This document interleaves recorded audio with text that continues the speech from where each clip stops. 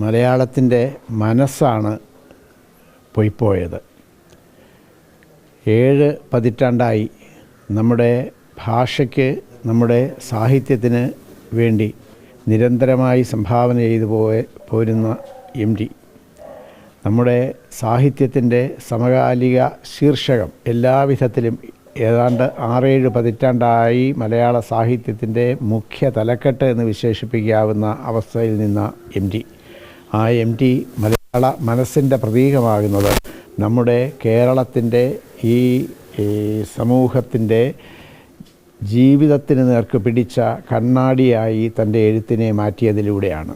അദ്ദേഹത്തിൻ്റെ രചനയുടെ പ്രാഥമിക ഘട്ടങ്ങളിലാണ് എല്ലാവർക്കും അറിയാവുന്നതുപോലെ നാടുവാഴിത്തത്തിൻ്റെ തകർച്ചയുണ്ടാകുന്നത്, അതേപോലെ മരുമക്കത്തായത്തിൻ്റെ തകർച്ചയുണ്ടാകുന്നത്, രാജാധിപത്യത്തിൻ്റെ തകർച്ചയുണ്ടാകുന്നത്.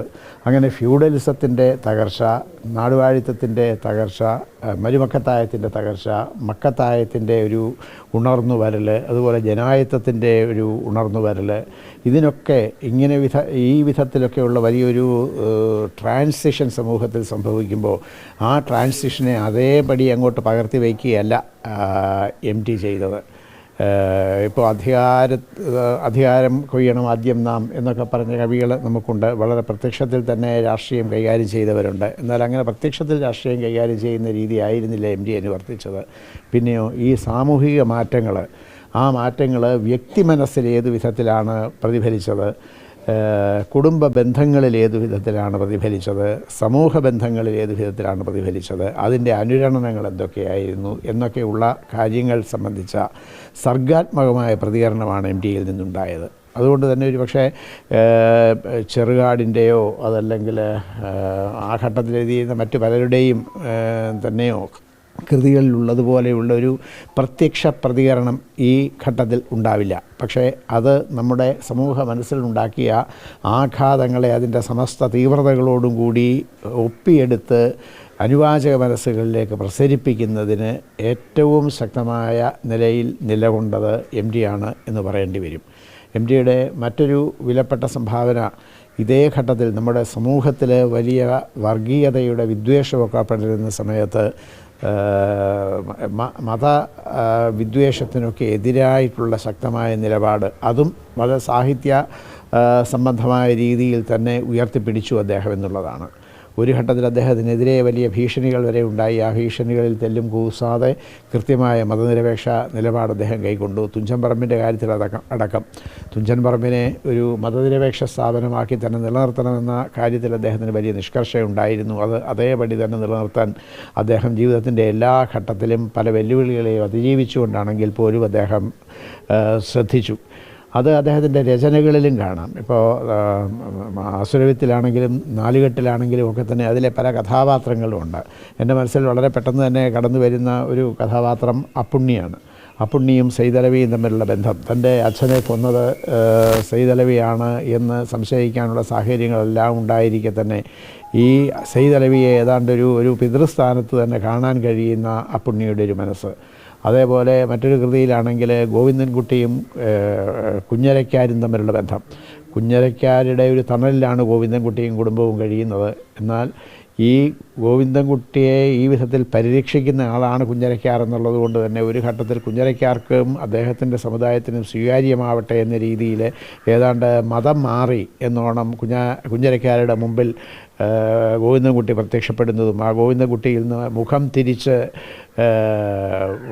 കുഞ്ഞരയ്ക്കാർ നിൽക്കുന്നതും ആയിട്ടുള്ള ആ സന്ദർഭം എൻ്റെ മനസ്സിൽ വരികയാണ്. അവിടെയൊക്കെ തന്നെ ഈ മതനിരപേക്ഷതയുടെ ഒരു മൂല്യം ഉൾക്കൊള്ളുന്ന ഒരു സാഹിത്യം, അത് സമകാലിക ഭാരതത്തെ സംബന്ധിച്ചിടത്തോളം വളരെ വളരെ പ്രധാനപ്പെട്ട ഒന്നാണ് എന്നുള്ളത് ഞാൻ എടുത്തു പറയേണ്ടതില്ല, എല്ലാവർക്കും അറിയുന്ന കാര്യമാണ്. മനുഷ്യസ്നേഹത്തിൻ്റെ ഉദ്ഗാതാവായിരുന്നു എല്ലാ അർത്ഥത്തിലും MT. ആ മനുഷ്യസ്നേഹത്തിന് ഹാനികരമായി വരുന്ന എന്തിൻ്റെയും എതിർപക്ഷത്തായിരുന്നു MT എന്നും തന്നെ നിലകൊണ്ടത്. MT മലയാളത്തിന് നൽകിയിട്ടുള്ള സംഭാവനകൾ എന്ന് പറയുന്നത് കാലം ആണ് വിലയിരുത്തേണ്ടത്. നമുക്ക് എന്തെങ്കിലും ഒന്ന് പറഞ്ഞ് തീർക്കാവുന്നതല്ല.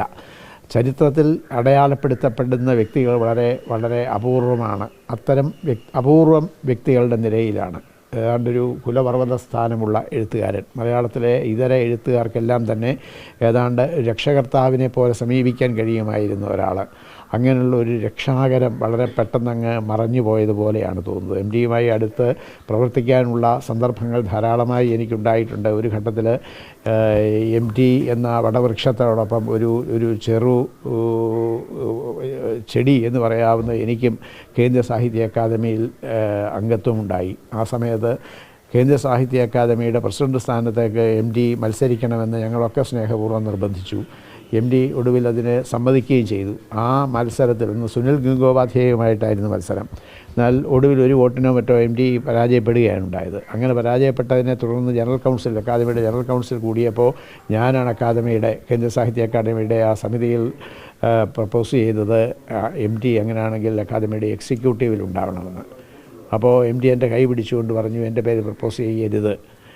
അക്കാദമിയുടെ പ്രസിഡന്റ് സ്ഥാനത്തേക്ക് മത്സരിച്ചിട്ട് പരാജയപ്പെട്ട ഒരാൾ ആ ജനാധിപത്യ വേദിയിലെ ഒരു പിൻവാതിലിലൂടെ പ്രവേശിക്കുന്നത് ശരിയല്ല, അതുകൊണ്ട് എൻ്റെ പേര് പ്രപ്പോസ് ചെയ്യരുത് എന്ന് നിർബന്ധിക്കുകയായിരുന്നു. അങ്ങനെ അതിൽ നിന്ന് ഒഴിവാകുകയായിരുന്നു. വളരെ പ്രിൻസിപ്പിൾഡായിട്ടുള്ളൊരു പൊസിഷൻ അദ്ദേഹം എടുത്തിരുന്നു എന്ന് ഇതുപോലെയുള്ള ഒരുപാട് കാര്യങ്ങളിൽ നിന്ന് എനിക്ക് കൃത്യമായി മനസ്സിലാക്കാൻ കഴിയും.